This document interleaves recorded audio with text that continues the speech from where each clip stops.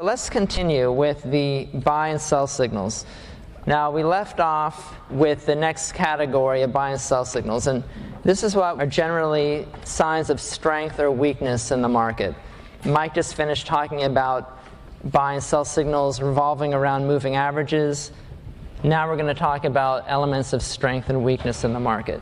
So the first one is the accumulation day. It's a B7. Do not get hung up on the different numbers in that. We had to call them something because we didn't have room in your workbooks to write out the name on all the charts. So just don't get hung up whether it's a B7 why is it a 7. No reason. It's just where it turned up. Pay attention to the meaning. So it's an accumulation day. Essentially, an accumulation day is an exceptionally strong day in the market. It's going to match the parameters for a follow-through day. So if you're in an environment where 1% or higher represents a follow-through day on heavier volume than the previous day, then any day that matches a follow-through day will also be an accumulation day. But there are a couple of other requirements. There's even a higher hurdle to be an accumulation day than a follow-through day.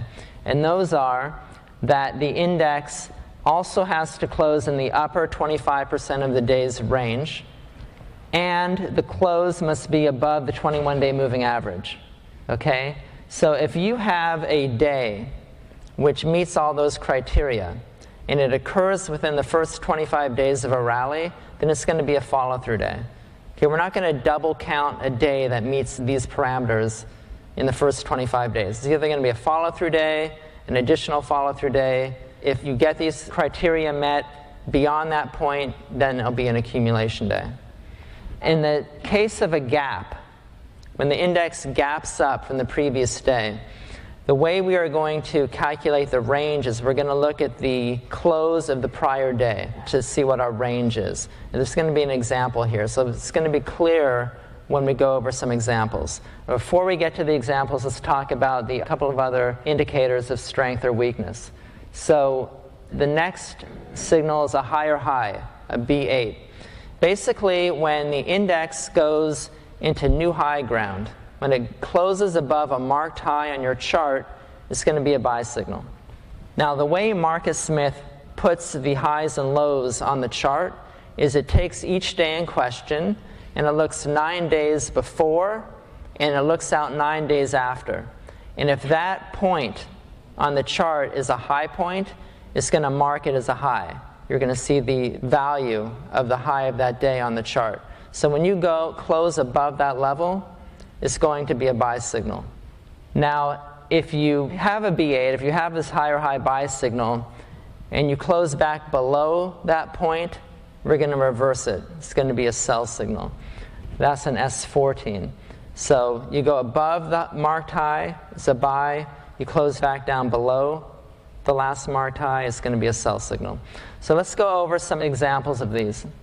So we're in the midst of a downtrend here, and now you're in the midst of a very strong rally. And at this point here, you get this accumulation day. We're out of the follow-through day period.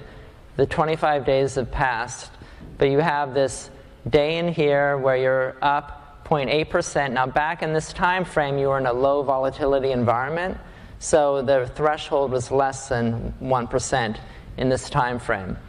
But you can see you close in the upper quartile of the range, and you're well above the 21-day moving average. So that's an example of an accumulation day.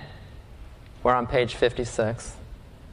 Charles, yeah. You say that the numbers don't matter, but the pairs matter, because 6 and the 9 go together and this 1 go together. Yeah, so the question was that the numbers don't matter, but the pairs matter. And they do, but just remember, like when we're talking about a moving average, we're really looking at the 21-day, for example, and we're using the 21-day as buy signals and then going back below as sell signals. I guess I just don't want anyone to get hung up with, like, I have my cheat sheet up here too. I can't remember all these things on the fly. If someone's like, okay, B7, what's that? S8, what's that? I have to think about it. So, but if you were to tell me, okay, you know, what are the buy and sell signals around the 50-day? I know that when you break above an uptrending 50-day, that's a buy signal. When you break below it by more than 1%, that's a sell signal. So don't worry so much about memorizing the actual numbers, but it is super important that you memorize the concepts. So there was that accumulation day I was mentioning. Now here are a few more examples of accumulation days. They're grayed out because we didn't need them. They didn't affect the count. We were already fully invested, but that's what they would have looked like. For those of you that came at kind of an earlier iteration of market school, it used to be that the accumulation day had to occur at new highs, and we changed that. So you don't necessarily have to happen at a new high. In these cases here, they all did happen at new 13-week highs, but on this one it didn't. So that's a change in the program, and it's actually helped our performance. So here's an example of the higher high. This is the last marked high here on Marcus Smith. When you close above that level, that's your B8, or your higher high. Here's another example of an accumulation day, and here you break below the higher high. So your buy signal was here, you had another accumulation day here, now you break below that level, so it's going to reverse that buy signal. There's an accumulation day and another higher high. Is it more suspect failure of having sell after a long run and you have accumulation day and you have really difference at a very long run? So the question is, if you get an accumulation day well into an advance, is it more indicative of sell signals that may occur going forward? Not necessarily. I mean, I don't think so. I mean, the thing is, when you're in a strong rally, you have no idea of what's possible and how far a rally can go. And in this example here, you can see this is a very powerful rally that stayed well above the 21-day moving average for a long period of time. And if you need more exposure, the system is going to force you to, in a way, stay optimistic until the market starts to break down. Many people would say, you know what, we've run so far, I'm going to wait for a pullback. You can miss out on months and months of performance because you're simply pulling back because it seems like the market's already gone too far. So the whole point of this is forcing you to realize that the market is indicating that it's strong, and it's forcing you to stay in at a higher amount than you may be even comfortable doing if you're someone that's kind of imprinted with bearishness somewhat. They say that you're imprinted with how you first made money in the market. I made money first in the late 90s, so I'm always bullish. It takes a lot to get me negative, because that's how I made money in a bull market. I know people who first made their money after the tech bubble burst, and they made money on the short side. They're always bearish. They're always looking for the next break in the market. So we all have our kind of internal biases, and the point of this system is to try to keep you honest and say, listen, the market's not giving you sell signals, it's acting strong.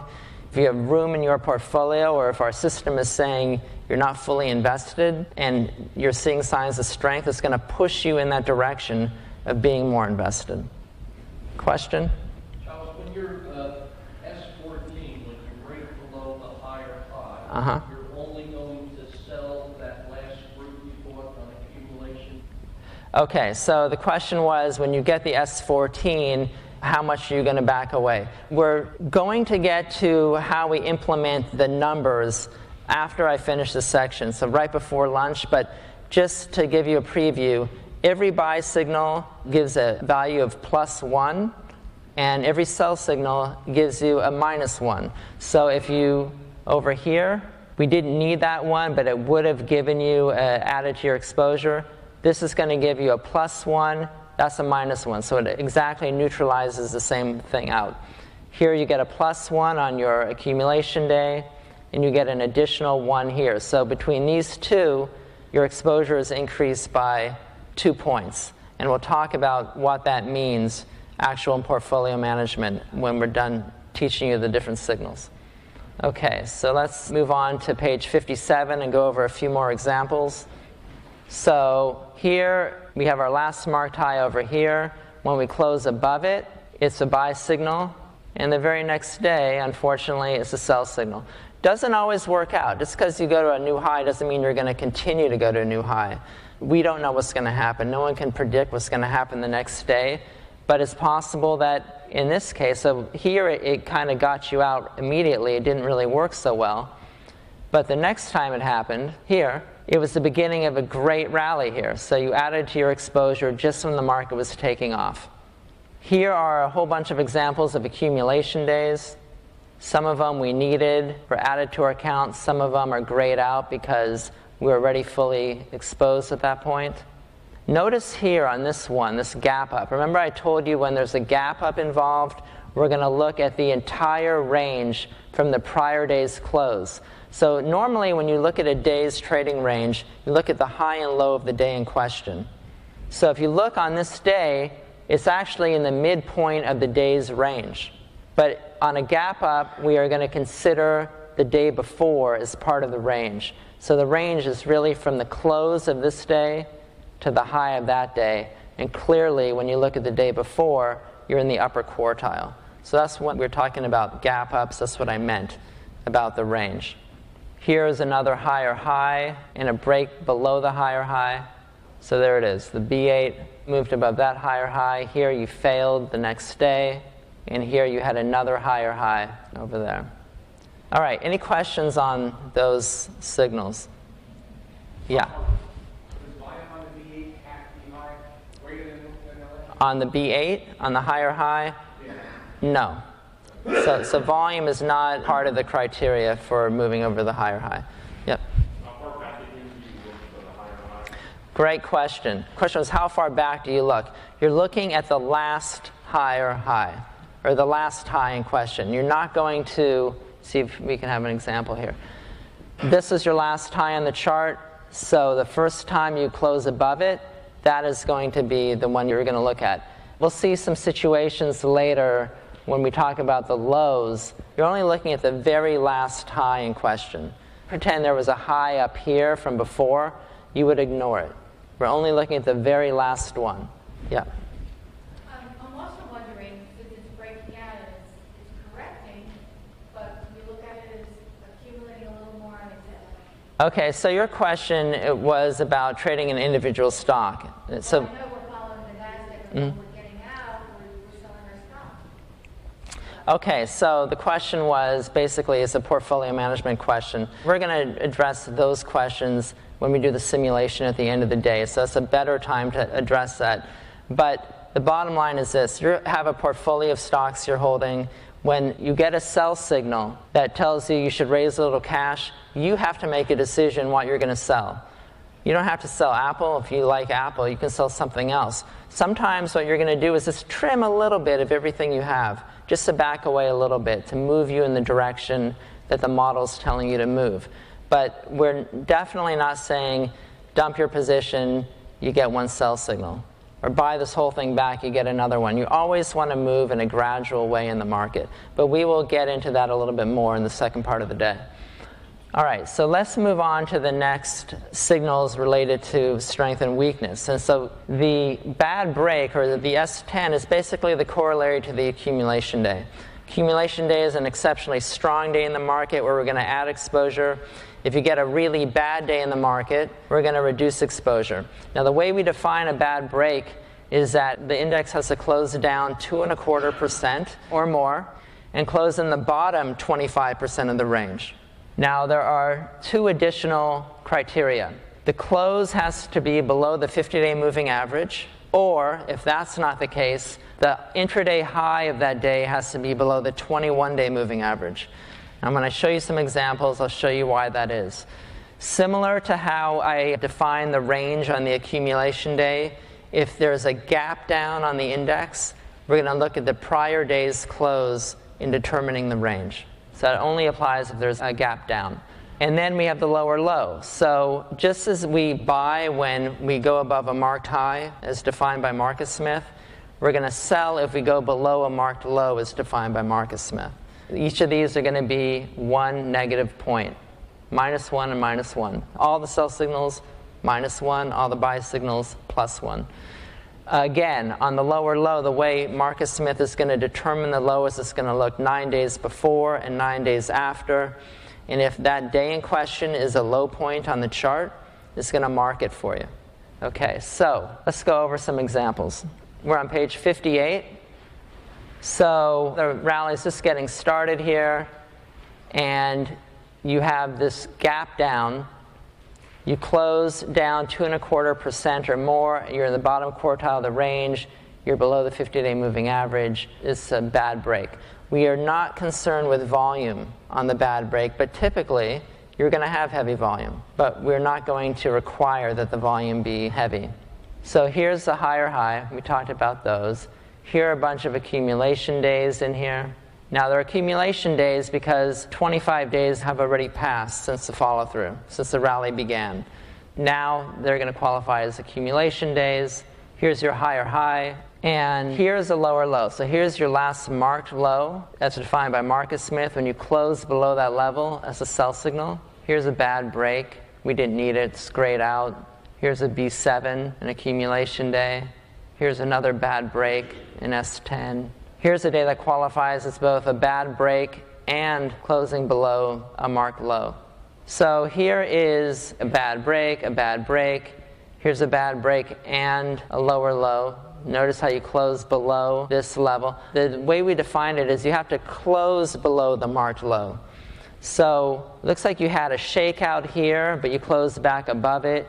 You have another shakeout, you close back above it, and finally you fail. So that's where you're going to have your lower low. Now, why are we not marking this day here as a lower low? Here's a marked low, and we close below it. Why is that not a marked low? You've already had it. We're only looking at the last marked low on the chart. So I had that question earlier about how far back you want to go for the marked high. The marked high and the marked low for both of these rules are only looking at the last one labeled on the chart. So this one doesn't count anymore because you have one that's happened after that. So we're not concerned with that marked low. We're only concerned with the very last one marked on the chart. Okay, so just a few more examples of a bad break. Here's a higher high. Here's another bad break over here. So I think it's pretty clear what these days look like. And again, I understand there's probably a little confusion, like would I really be buying or selling here? It depends on whether your buy switch is on. And we're going to put the whole thing together for you after lunch. You're going to have the opportunity to actually test yourselves. So for now, the important thing is look at the days in question, how they're marked, and just realize what we're marking here. Here's a lower low, here's a bad break, and a series of other bad breaks. Let's do a few more examples here. On page 59, all of these qualify as bad breaks in the market. Again, down 2.25% or more. You're below your 50-day moving average. You're closing the lower 25% of the range. Here are a number of other ones that we didn't need. We were already out of the market, but we just want to show them to you anyway. There's an accumulation day. There's a bad break. Here's a higher high over here. There's your last marked high. When you go above it, it's a buy signal. The bad break. So these 3 days here, this day, and this day, are all down 2.25% or more. They all close in the lower 25% of the range. But we're not calling them bad breaks. Why is that? Right, they're above the 50 days. So here's your 50-day moving average. So they're above the 50-day, and they're also the high of each of these days is above your 21-day moving average. The other one was up here. So what we found was when you're in the midst of a really strong rally, it's not unusual to have a few really bad days in there to kind of shake things up a little bit. And so we don't want to get shaken out simply because we have one bad day in the midst of a lot of strength. And we didn't just say, well, we don't want to act on it. We actually tested it. We back-tested whether or not requiring the stock to be below your 21-day or the 50-day, if that really was relevant. And turned out our performance was better if we did not include bad breaks that were above your 50-day or the high above the 21 days. So we only want to act on these bad breaks, in a sense, when the market is acting overall in a weak fashion. This is a strong rally. We're not going to let a bad day in the midst of a strong rally kick us out of the market. It's going to have to happen later, maybe over here, later in the market. So here's your last marked high. You break below it here. And here are some bad breaks. So over here, we didn't count them, but now the market's rolling over. It's in a weak position. So now that your high of that day is below your 21-day, which is your green line, now we're going to count that as a bad break. Similar here. You're below your 21-day, so now we can count them. We're not going to count them up here where you're above the 21-day, but below here, when your market is in a weak condition, we're going to act on those.